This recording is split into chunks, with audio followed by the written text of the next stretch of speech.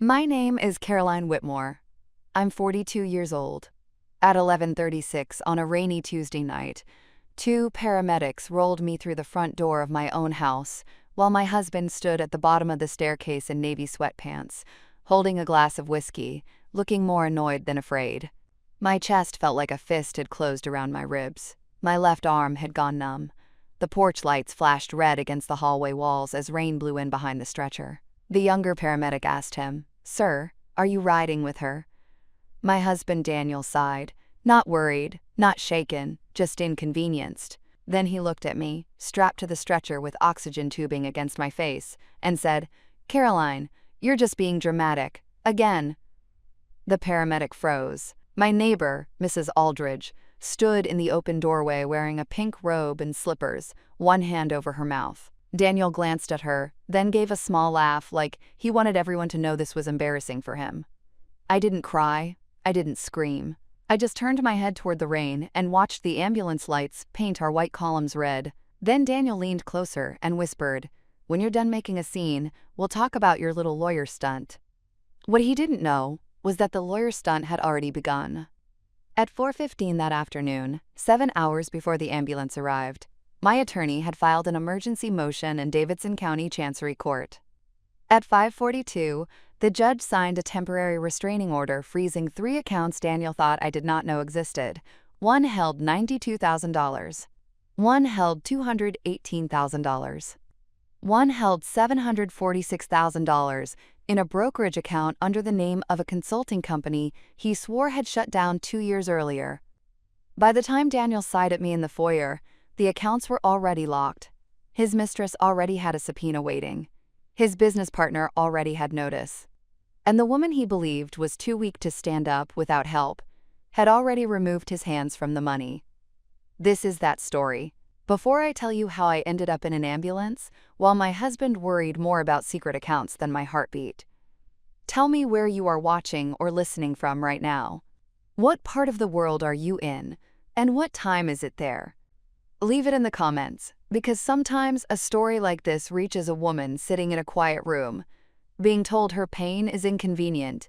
And if you connect with stories about women who are dismissed, minimized, betrayed, and still gather the truth with calm hands, like this video and subscribe. Some comebacks do not begin with shouting. They begin with a signature, a file stamp, and a woman finally believing her own body. Daniel Whitmore and I lived in Belmead, Tennessee, in a white brick house on Overhill Drive, with black shutters, a circular driveway, and a front lawn so carefully trimmed it looked less like grass and more like an announcement. The house had 5 bedrooms, 6 bathrooms, a wine cellar Daniel showed guests before he showed them the kitchen, and a screened porch where I spent most mornings drinking coffee before the rest of the world started asking for things. Daniel was 46, a wealth management advisor with a private client firm called Armitage Rowe. He had the polished confidence of a man who could make a lie sound like an interest rate. He wore Italian loafers without socks, remembered the names of other men's golf clubs, and told stories in a way that made everyone at the table lean toward him. I was a cardiac rehabilitation nurse before I married him. I worked at St. Thomas Midtown for 13 years, helping people learn how to walk again after heart attacks, surgeries, and the kind of fear that changes how a person hears their own pulse. I loved the work because it was honest. Bodies do not flatter you. They do not care about your reputation. They simply tell the truth in numbers, rhythm, breath, pain, pressure. When Daniel and I married, he told me he admired my compassion. He said, "You make people feel safe, Caroline." That sounded like love then. Later, I understood it was a job description. We met at a charity gala for the Heart Care Foundation on May 17, 2014. I was there because the hospital had bought a table. Daniel was there because wealthy men enjoy being photographed near causes. He found me near the silent auction display, where I was looking at a weekend cabin package I could not afford. He said, "Thinking of escaping?" I said, "Just checking the square footage of the fantasy." He laughed softly, not too loud. That mattered to me. Daniel had a way of making attention feel like shelter. On our 3rd date, he remembered that I disliked lilies because they reminded me of funeral homes. On our 5th, he drove 29 minutes across town to bring me soup after a 12-hour shift. When my father had a stroke in October, Daniel sat beside me in the hospital waiting room and did not complain once about the plastic chairs. I thought that meant he could endure discomfort for love. I learned later that he could perform devotion beautifully when there was an audience, a beginning, or a benefit. We married on September 12, 2016 at a vineyard outside Franklin. I was 32. Daniel was 36. My dress had lace sleeves and a row of buttons down the back. His vows made my mother cry. He said, "Caroline has taught me that gentleness is strength." He said it into a microphone. Everyone applauded. For the first 2 years, our marriage looked enviable from the outside. We hosted dinner parties. We traveled to Charleston, Scottsdale, and once to Paris, where Daniel complained that the hotel suite faced the wrong courtyard, but kissed my hand at dinner as if we were in a movie. He bought me pearl earrings for our first anniversary and a navy Volvo for my 34th birthday. Then my father died. The funeral was on a gray Monday in February. I remember Daniel standing beside me at the cemetery, one hand resting lightly on my lower back. People said, "He's such a support." They did not see him check his phone 11 times between the graveside prayer and the reception.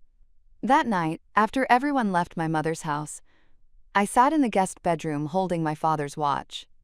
Daniel came in, loosened his tie, and said, "I hate to ask, but do you know when the estate stuff starts? It would be smart to plan." I looked at him. "My father was buried 4 hours ago." He sighed. "I'm not being insensitive, I'm being practical." Practical. That was the first word Daniel used when he wanted me to feel unreasonable for having feelings. My father left my mother most of his estate, as he should have. But he left me 2 things: his watch and a life insurance policy worth $400,000, which he said in a letter was, "for your safety, not your lifestyle." I deposited it into an account in my name only. Daniel called that unmarried thinking. I did not move the money. The first time he called me dramatic was 6 months later. We were at a dinner party at the home of his senior partner, Peter Langford. Peter's wife, Melissa, had served salmon with dill sauce and a salad containing flowers nobody ate. Daniel told a story about me crying at a commercial for a grocery store Thanksgiving ad. I smiled politely, because wives are often expected to soften their own embarrassment for the comfort of a table. Then he added, "Caroline feels everything at a volume the rest of us can hear." The table laughed. I counted. 1, 2, 3. On the drive home, I said, "I didn't like that." Daniel kept his eyes on the road. "It was a joke. It was at my expense." He sighed. There it was. The sigh. Long, tired, parental. "Caroline, you're being dramatic." I turned toward the window and watched the streetlights slide across the glass. I did not know then how many times that sentence would become a door closing in my face. When I questioned a strange charge on our joint card, I was dramatic. When I asked why he had changed the password on the home office computer, I was dramatic. When I said I felt dizzy after a flu that would not leave, I was dramatic. When I told him his assistant, Elise Parker, texted him too late at night, I was dramatic and insecure. When I found a receipt from the Hermitage Hotel for a room booked on a Wednesday afternoon, when he had told me he was in Memphis, I was dramatic and paranoid. He always had an explanation.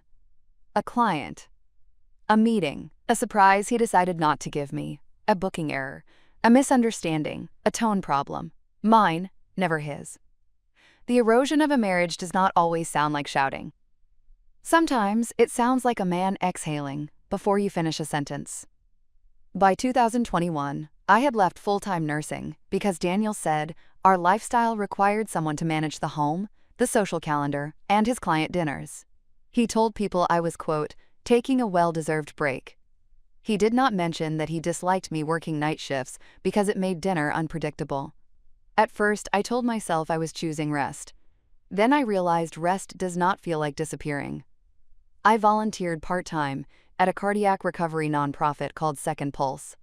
I taught classes on medication adherence, walking after surgery, and recognizing warning signs women often ignore because they have been trained to inconvenience no one. I said the same sentence every week. Do not negotiate with chest pain. Women laughed when I said it, but many wrote it down. I should have written it down for myself. The physical symptoms began in the spring of 2023. At first, it was fatigue, not normal tiredness. A deep, gray heaviness that made climbing the stairs feel like walking through wet sand. Then came the tightness in my chest. Not sharp, not cinematic, more like pressure, as if someone had placed a stone beneath my breastbone and forgotten it there. I told Daniel one evening at 7:28 while he stood in the kitchen opening a bottle of Pinot Noir, "I think I need to see a cardiologist." He did not look up. "For what?" "I'm getting chest pressure." "You teach cardiac classes, you're probably over-identifying." "I know my body." He poured wine into one glass. His. "You know symptoms too well, that's different." The next week, I made an appointment myself. The cardiologist, Dr. Alana Brooks, listened carefully. She ordered blood work, an electrocardiogram, and a stress test. The first results were not dramatic, but not clean either. She said, quote, "Women's cardiac symptoms can be subtle. I want to keep looking." I appreciated that sentence more than she knew. At home, Daniel flipped through the paperwork and said, "This is excessive." I said, "The doctor ordered it." He tossed the packet onto the island. "Doctors order tests because patients demand them." I looked at him. I didn't demand anything. He gave the sigh. "Caroline." Just my name, but shaped like an accusation. That summer, I found the first account, not because I was looking for divorce, because Daniel asked me to find his passport. He was leaving for a client retreat in Sea Island on July 21st. He told me at 6:15 that morning that he had misplaced his passport, which confused me because Sea Island was in Georgia, but Daniel often traveled private with clients and liked having documents just in case. He was already irritated, so I went into his office to look. The passport was in the second drawer beneath a stack of old conference folders. Beside it was a bank envelope from Cumberland Private. Daniel and I did not bank at Cumberland Private. Inside was a deposit receipt for $92,000 into an account under the name Whitmore Strategic Advisory. I took a photograph with my phone. Then I put everything back exactly as I found it. That is the first rule of discovering a lie. Do not alert the liar before you understand the room. 2 weeks later, Daniel said he needed me to sign a tax document. He placed a signature page in front of me at the kitchen island and tapped the line. "Just here." I picked up the page. "What is it?" "Routine." "I'd like the full document." He smiled tightly. "It's with the accountant." "Then I'll sign when I see it." The sigh came. "You know, this suspicious little routine is exhausting." I set down the pen. "Then we can both rest until the accountant sends it." His jaw moved. That night, he slept in the guest room. The next morning, I called a lawyer. Not a divorce lawyer at first. A friend from Second Pulse, Marianne Ellis, gave me the name of a family law attorney named Rebecca Voss. Rebecca's office was on the 8th floor of a glass building downtown, with no scented candles, no soft music, and no framed inspirational quotes. I liked her immediately. We met on August 4th, at 9 in the morning. She listened for 47 minutes without interrupting, except to ask exact dates. When I finished, she said, "Caroline, I'm going to ask you something directly. Are you safe?" I looked down at my hands. "He's never hit me." "That is not what I asked." The room became very still. I said, "I don't know." Rebecca nodded once. "That is an answer." I gave her the photo of the Cumberland Private deposit receipt. I gave her the hotel receipt. I gave her screenshots of late-night messages from Elise Parker that Daniel had claimed were client logistics, though Elise's job title was executive assistant, and her texts contained sentences like, "I miss the version of you that isn't pretending at home." Rebecca read that one twice. Then she said, "We are going to move quietly." I said, "I don't want a messy divorce." No one wants a messy divorce. Some people marry men who keep secret accounts. I almost smiled.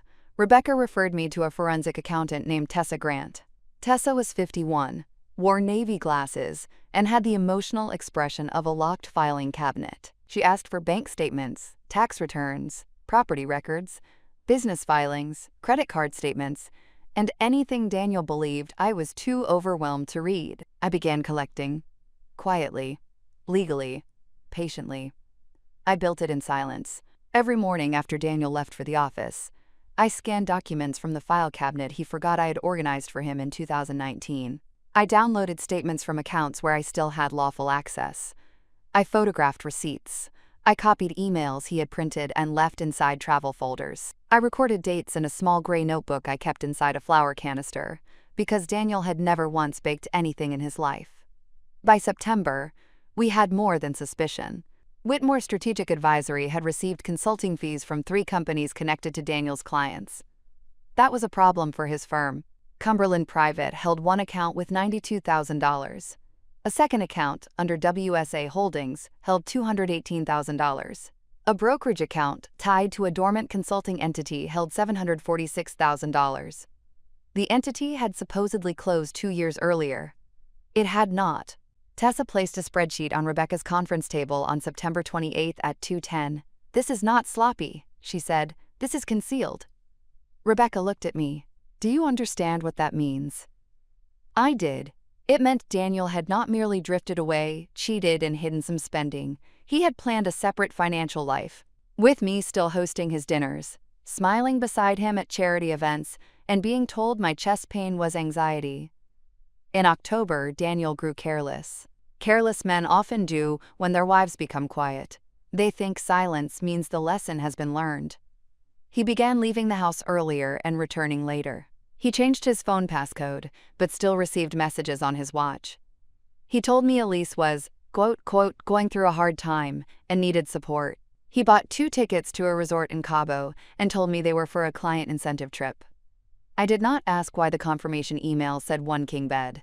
I printed it. On October 17th, at 9:43 in the evening, he came home smelling like Elise's perfume, something bright and expensive with gardenia in it. I was sitting in the living room, reviewing handouts for a Second Pulse workshop. He loosened his tie and said, "You're still up." "Yes." He poured a drink. "You need hobbies that aren't medical pamphlets." I looked at him. "Where were you?" He took a sip. "Dinner." "With?" "Clients." "Which clients?" The sigh. Then he smiled. "Caroline, do we really need to do this little interrogation?" I closed the folder on my lap. "No." He looked relieved. That was almost funny. Because we were long past interrogation? We were in discovery? My health continued to decline in ways Daniel found inconvenient. Dr. Brooks ordered a coronary CT angiogram after I described pressure that came and went with exertion. The scan showed moderate narrowing in one artery and possible microvascular dysfunction, which Dr. Brooks explained was common in women and often dismissed.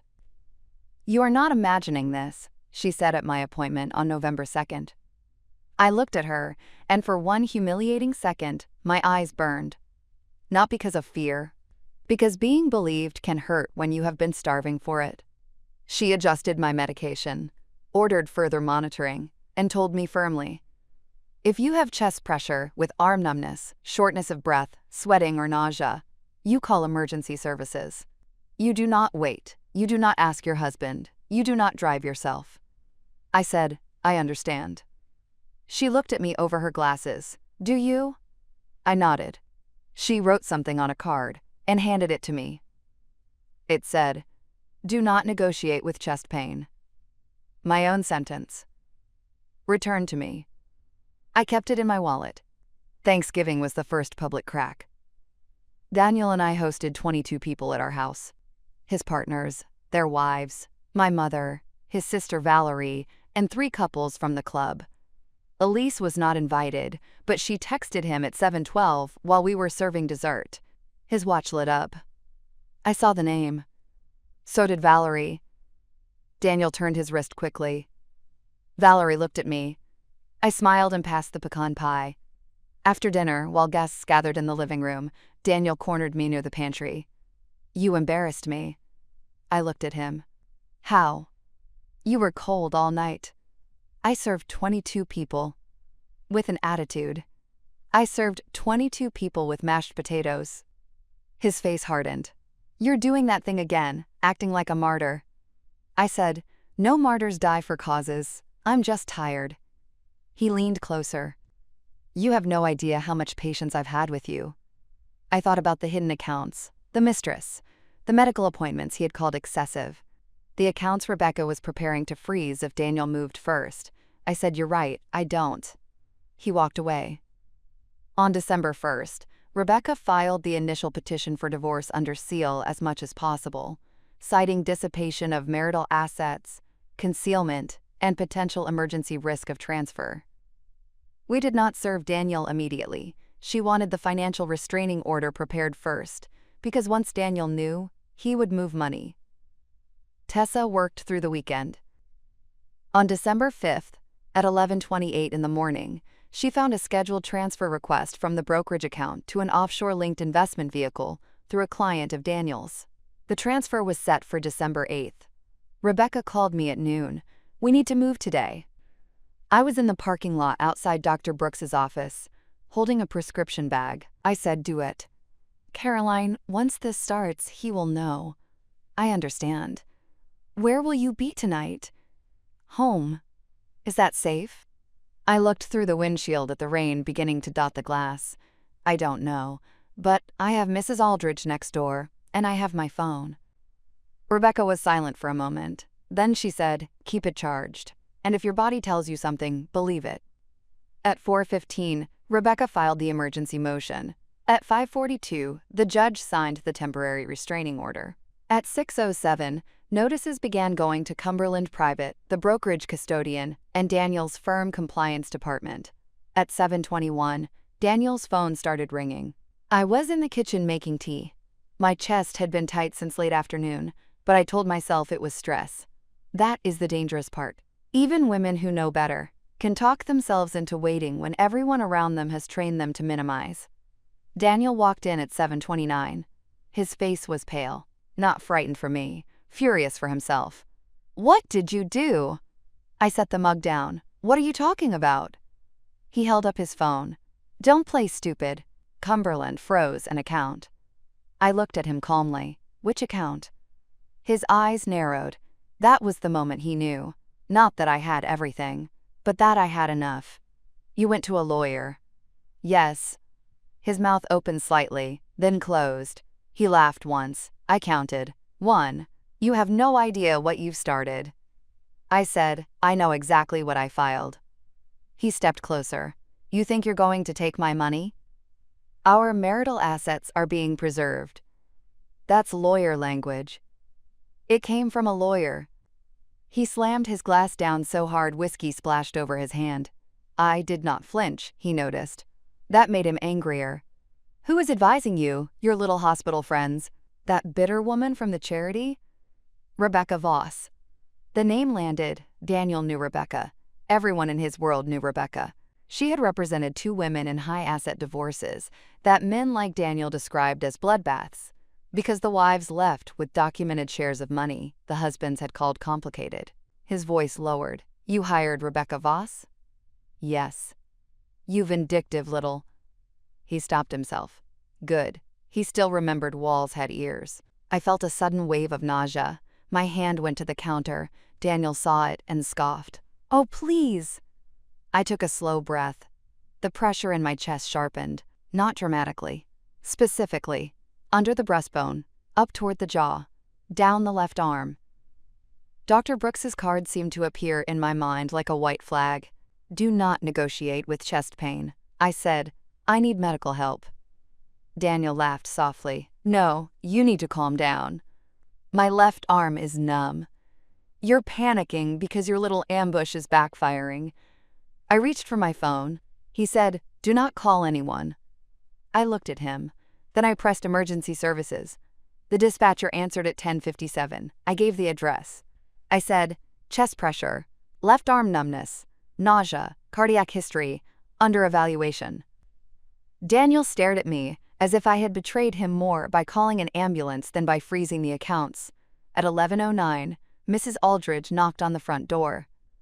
She was 74, widowed, and knew more about our marriage from watching our driveway than Daniel would have liked. I had texted her one word while waiting. "Help." She came immediately. Daniel opened the door and said, "This really isn't necessary." Mrs. Aldridge looked past him at me seated on the staircase landing, one hand pressed to my chest. She said, I'll decide what I think is necessary. At 11:32, the ambulance arrived. At 11:36, they rolled me through the foyer. That was when Daniel sighed and said, "Caroline, you're just being dramatic, again." And that was when the last delicate part of me stopped hoping he would become human in time. The emergency room at St. Thomas was bright, cold, and busy. Rain tapped against the ambulance bay doors. A nurse named Priya cut the sleeve of my blouse with trauma shears and placed electrodes across my chest. Someone started an IV. Someone else asked medication questions. I answered all of them because training stays in the body. The first troponin was borderline. The second rose. Not a massive heart attack, Dr. Brooks later explained, but a cardiac event consistent with unstable angina and possible microvascular ischemia aggravated by stress. Serious. Treatable. Real. That word mattered. Real. At 2:40 in the morning, Daniel arrived. Not with flowers. Not with concern. With a lawyer. Not his divorce lawyer. A corporate attorney from his firm named Brent Maddox, who looked deeply uncomfortable standing under fluorescent lights beside a vending machine. I was in a hospital bed, wearing a gown, an IV taped to my hand, and a heart monitor clipped to my finger. Daniel stood at the foot of the bed. He said, "We need to talk." I looked at Brent. "No, we don't." Brent cleared his throat. "Mrs. Whitmore, Daniel asked me to facilitate a calm conversation about the account restrictions." Priya, the nurse, looked up from the monitor. She said, "This is a cardiac unit." Brent's ears reddened. Daniel said, "This affects both of us." I looked at him. So does my heart. He gave the sigh. In a hospital room, beside a machine measuring the rhythm he had mocked, Priya's face changed. She said, "Sir, if you upset my patient, I will have security remove you." Daniel looked offended. I almost smiled. Women protecting women in clinical shoes have saved more lives than many men in tailored suits. I said, "Brent, you should know Rebecca Voss represents me. Any legal communication goes through her." Brent nodded quickly. "Understood." Daniel said, "Caroline, don't be ridiculous." I turned my head toward Priya. "I'd like him to leave." She pressed a button. Daniel stared at me. "You're really doing this?" I said yes. Security arrived in 4 minutes. Daniel left at 2:56 in the morning, still telling the hallway that I was unstable. But hospital hallways are not country clubs. They have heard worse men with better watches. If you're still watching, comment "Believe your body" below. Because some of you know exactly what it feels like to have pain minimized by someone who benefits from your silence. And if you want more stories about women who stay composed while the truth does the loudest work, subscribe to Revenge Chronicles. The world calls women dramatic when we notice the fire before the room fills with smoke. I stayed in the hospital for 2 nights. Rebecca visited on the first afternoon at 3:10, carrying a yellow legal pad and wearing a charcoal suit. She stood beside my bed, looked at the monitor, then at me. "First question," she said, "are you alive enough to be stubborn?" "Yes." "Good. Second question, do you want updates now or after discharge?" "Now." She nodded. "The accounts are frozen. Daniel's firm has opened an internal compliance review. Elise Parker has retained counsel. The brokerage custodian confirmed the scheduled transfer was stopped before execution. The judge set a hearing for December 15th. I closed my eyes. "Thank you." "There's more." I opened them. Daniel attempted to access the brokerage account at 6:13 this morning using a secondary authorization. It failed.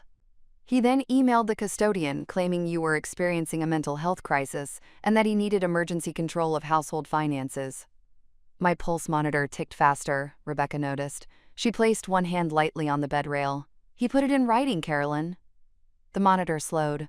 There is a strange peace in documented cruelty, not because it hurts less, because it stops moving.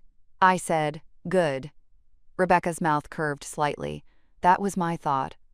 Dr. Brooks discharged me on December 7th with medication changes, follow-up testing, and strict instructions to rest. She stood beside my bed and said, "Stress did not invent your symptoms. It may have worsened them, but this is not imaginary." I said, "Thank you." She looked at me for a long moment. Do not thank people for believing medical facts. That sentence stayed with me. Mrs. Aldridge picked me up from the hospital at 1:20. She drove my Volvo because Daniel still had his car and I did not want him near me. She brought a soft gray cardigan, a thermos of tea, and the kind of silence that does not ask to be entertained. When we pulled into my driveway, Daniel's car was gone. Rebecca had arranged for a temporary exclusive occupancy request, but it would not be heard until the 15th. Until then, I packed. Not everything, just enough. My father's watch, medical records, financial copies, a week of clothes, the gray notebook from the flower canister. The pearl earrings Daniel had given me on our first anniversary stayed in the drawer. Some gifts are not worth carrying, even when they are expensive. I moved into a small furnished apartment near Centennial Park under a short-term lease Rebecca's office helped arrange. It had one bedroom, beige walls, and a balcony overlooking a parking lot and 3 stubborn trees. It was not elegant. It was peaceful. On December 9th, Daniel emailed me. Subject: enough. Caroline, this has gone too far. You are sick and not thinking clearly. I am willing to forgive the legal attack if you instruct your attorney to release the accounts and come home. We can handle the rest privately. You know how this looks. You had an episode, panicked, and made serious accusations. I will not let you destroy everything we built because you are emotional. I forwarded it to Rebecca. Then I made oatmeal.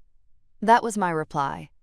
On December 15th, the hearing took place in a wood-paneled courtroom that smelled faintly of old paper and furniture polish.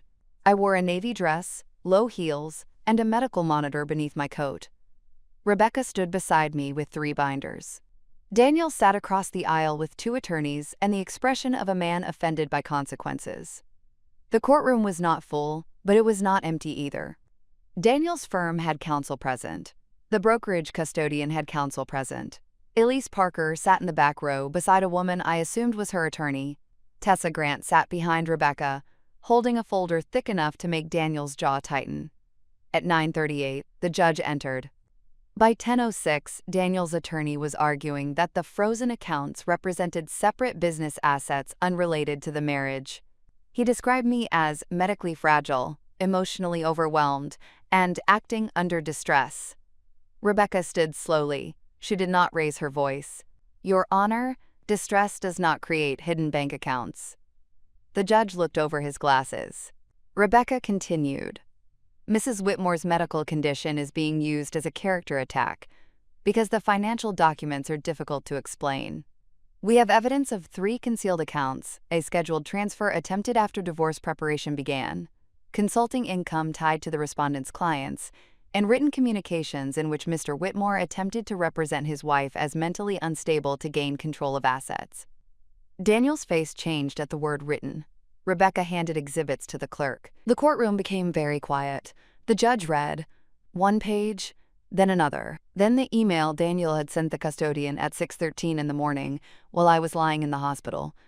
His eyebrows rose slightly. Not much. Judges have seen too much to perform surprise. But Daniel saw enough. Elise Parker's attorney leaned toward her and whispered something. Elise lowered her eyes. Tessa took the stand at 10:45. She explained the account structures, the transfers, the consulting entities, the hidden income, and the stopped offshore-linked transaction with the calm precision of a surgeon naming instruments. Daniel's attorney tried to make it sound complicated. Tessa made it sound organized. There is a difference between complexity and concealment. Tessa knew where Daniel had hidden the line. At 11:22, Rebecca introduced the hotel receipts, travel confirmations, and communications with Elise only as they related to asset dissipation. She did not need to moralize. The money did that by itself. Then Daniel made a mistake. Men like Daniel often do when silence stops serving them. He asked to speak. His attorney touched his sleeve. Daniel ignored him. The judge allowed a brief statement.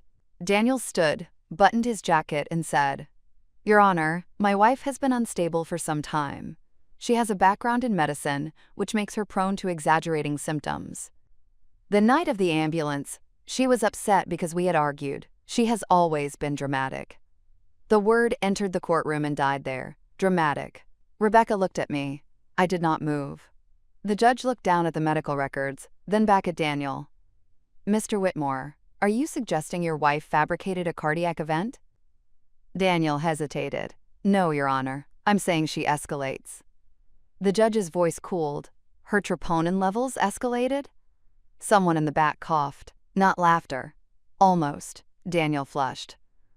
The judge continued, "I am not interested in lay characterizations of a medical event. I am interested in financial conduct." Daniel sat down.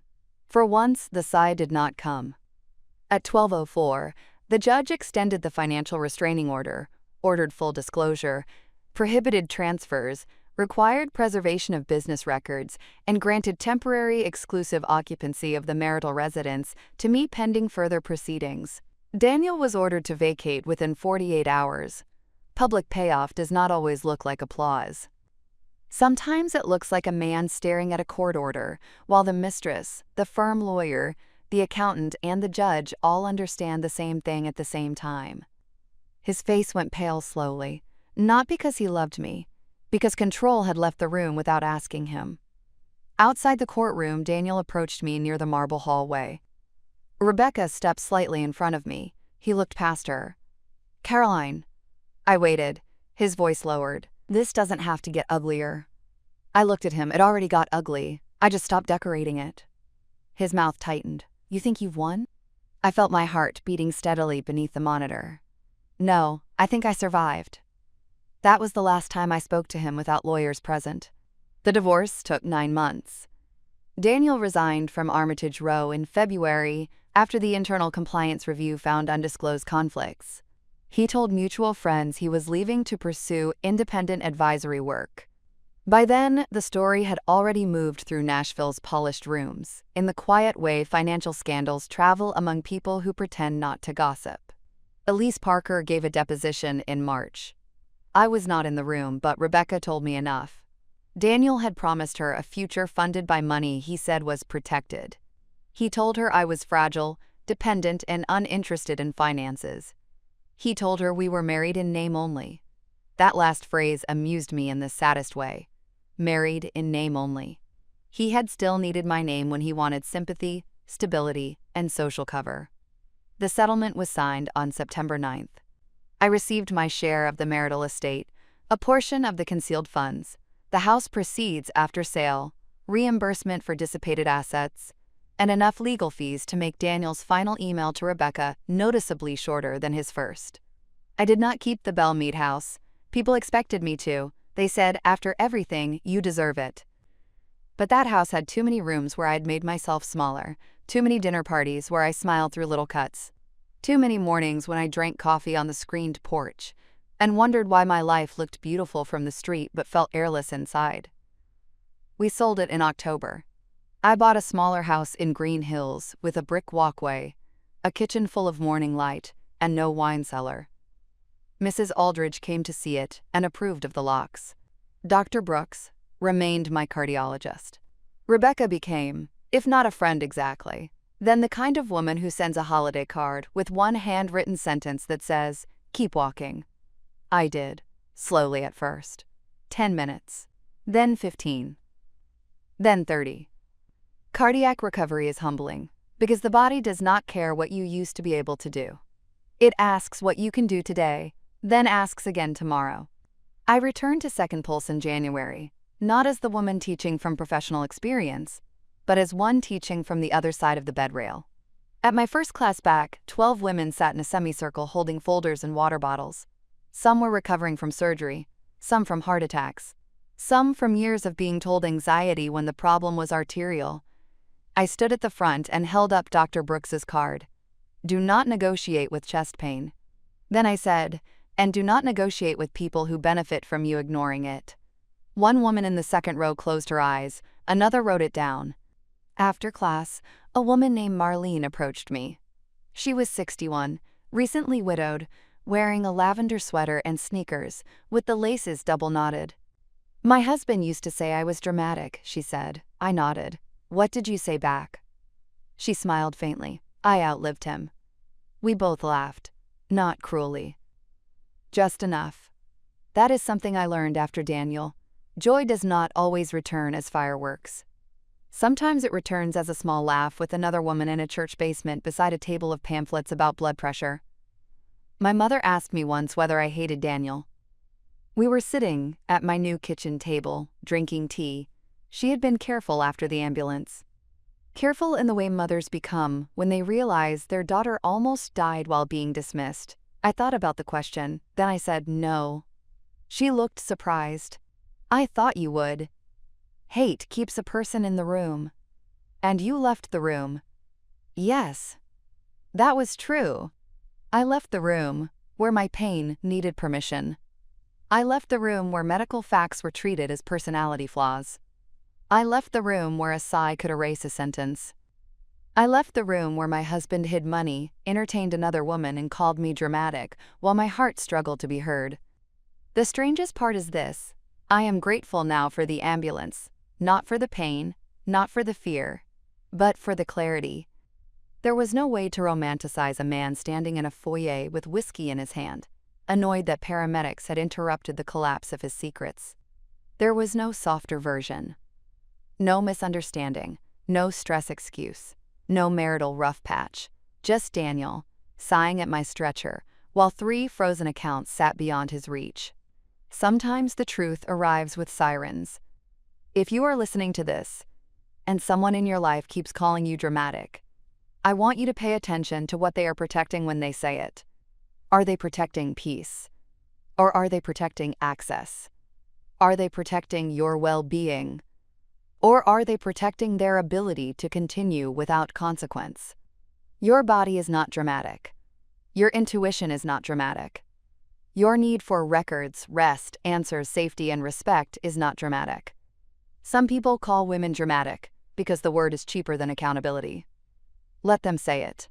Then, get the test. Call the lawyer. Save the document. Tell the truth. Walk out alive. I didn't cry. I didn't scream. I just called the ambulance, signed the affidavit, and let the accounts freeze before he could drain them. Daniel thought the stretcher was the scene. He did not understand it was the transition.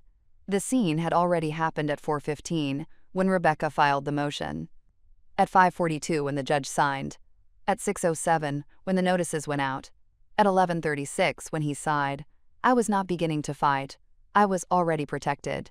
And that is what I hope every woman watching remembers. Do not wait until someone believes your pain to protect yourself from it. Believe it first. Thank you for staying with this story until the end. If you have ever been told you were overreacting when you were actually surviving, I hope Caroline's story reminded you that your calm is not proof that nothing happened. Revenge Chronicles is for women whose strength was mistaken for silence, whose pain was minimized, and whose truth arrived with receipts. Follow for more stories where dignity does not beg to be believed, evidence speaks clearly, and the comeback begins the moment a woman chooses herself. Now tell me in the comments, if your husband called you dramatic while the ambulance took you away, would you ever speak to him again without a lawyer?